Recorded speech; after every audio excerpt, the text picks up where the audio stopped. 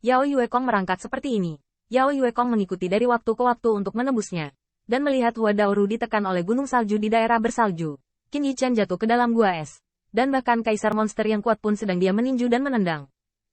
Dia masih penguasa gunung yang tertutup salju ini. Dan langit dingin di musim dingin.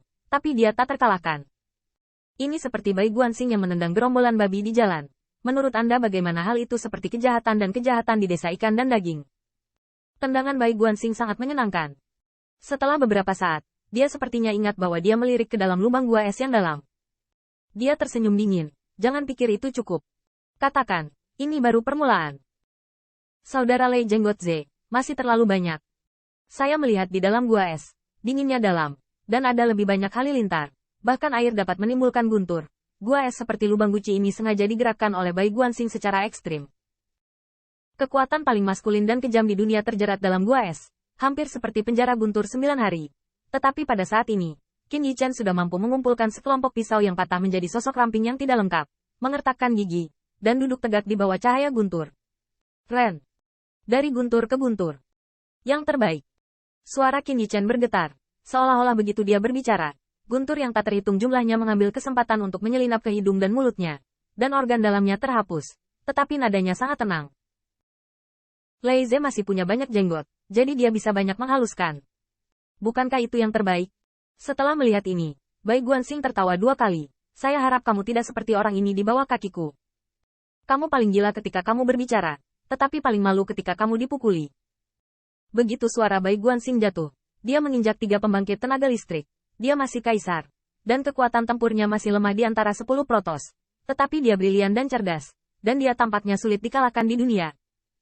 Namun, tepat pada saat ini, saya mendengar raungan penuh amarah di luar pegunungan yang tertutup salju. Menyebabkan kepingan salju bergetar dan longsoran salju berjatuhan. Pisau bodoh. Keluar untukku. Tanda seru. Tanda seru. Bai Guanxing mengangkat kepalanya. Dan mata biru dan putih itu berkedip. Xiao Guai mencubit pinggangnya dan berdiri di aula yang memandang bintang. Mengetahui bahwa Anda sudah bangun, masuk. Sebuah tirai tipis muncul di atas gunung yang tertutup salju. Dan kemudian Xiao Guai melompat masuk. Dan orang-orang kuat di belakang Wen Tianpas juga melangkah ke gunung yang tertutup salju satu demi satu. Hai, ini dingin. Hanya kekuatan dunia Tao yang berjalan dengan sendirinya sudah cukup untuk membekukan kekuatan ilahi saya dan terus layu. Tuan Bai pantas menjadi brilian. Bai Guanxing tersenyum dan mengangguk. Dan dalam beberapa napas, Xiao Guai terbang di depannya. Dan memeluknya erat-erat dari pertemuan yang telah lama ditunggu-tunggu. Tuan, Xiao Guai ingin membunuhmu. Bai Guanxing mengusap kepala Xiao Guai. Anak ini pintar. Tapi sayang. Kakakmu Zizi baik di mana-mana. Tapi fakta bahwa dia dinamai tidak tahan untuk memujinya. Xiao Guai tercengang. Mengapa kata-kata ini terdengar aneh? Lalu dia menarik lengan baju Bai Guanxing dan berkata dengan genit. Tuan, ada apa dengan Xiao Guai? Bai Guanxing tampak membuka matanya. Dan berkata sambil tersenyum. Mengetahui bahwa Anda telah menderita selama bertahun-tahun. Tuan juga telah mendengar banyak hal di sepanjang jalan. Sayang sekali kamu mengatakan bahwa kamu merindukan suamimu. Tetapi ketika kamu melihat bahwa suamimu sekarang dalam status kaisar, kamu bahkan tidak mengajukan pertanyaan. Ini memilukan. Xiao Guai sepertinya tertusuk oleh Xiao Jiu-Jiu. Panik. Tapi kemudian dia tertawa dan berkata, tidak peduli apa alam dia. Dia adalah orang bijak di hati Xiao Guai. Kamu, ikuti adik perempuan Yumu lebih banyak di masa depan. Kalian belajar dari satu sama lain.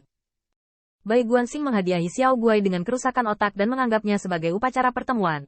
Dan langsung menggeram di gua es di belakangnya. Di sini, Tuan, meskipun hanya ada seorang kaisar, dia dapat membantu Anda.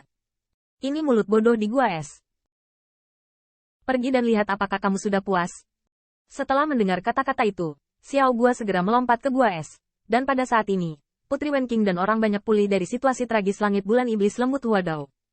Apakah ini kekuatan bertarung kaisar dari klan Bais? Suesan menekan keturunan naga sejati dan menendang kaisar iblis sepanjang jalan. Klan Bais mungkin telah berubah, tetapi putra Bais tidak pernah berubah. Setidaknya itu tidak pernah mundur. Tetapi ketika Putri Wen Qing pulih, dia melihat bahwa Xiao Guai telah mencubit pinggangnya dengan tangannya dan berdiri di atas gua es.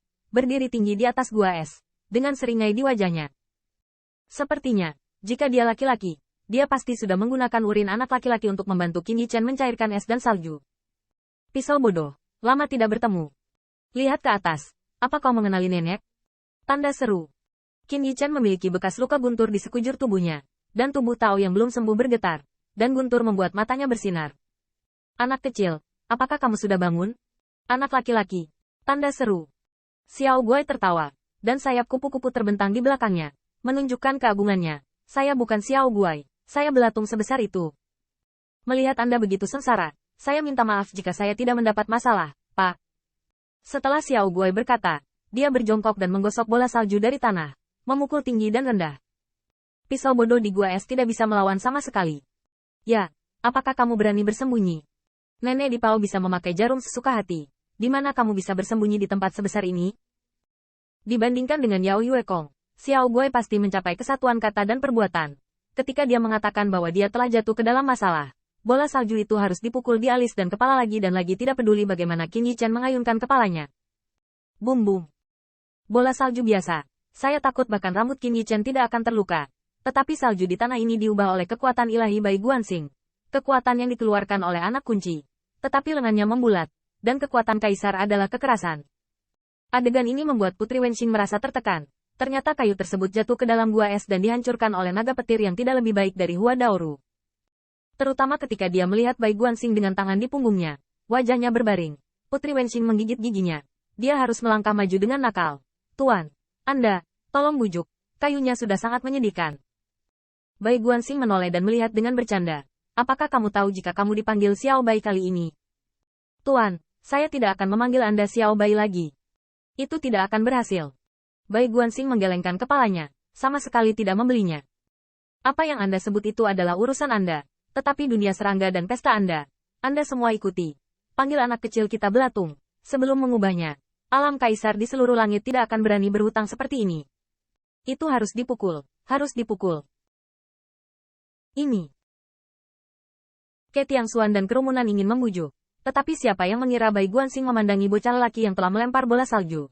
Tetapi kemudian membalikkan matanya yang putih dan biru, seperti air yang buruk. Anak kecil, melihat orang lain berkelahi, bagaimana kamu bisa menenangkan diri sendiri? Apakah kamu ingin aku menahannya dan kamu memukulinya lagi?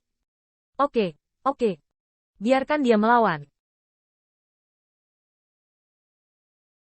Aku tidak akan membiarkan orang lain berpikir bahwa aku mengajarkan pedang bodoh, dan aku harus bergantung pada suamiku untuk menggertak. Tuan Bai. Ke Tiangxuan penuh ketidakberdayaan. Mereka melihat bahwa Xiao Guai adalah temperamen anak-anak, tetapi mereka juga melihat kekuatan kaisar dan kuat. Kuncinya adalah pada saat ini mereka dapat melihat betapa sengsaranya Qin Yichen.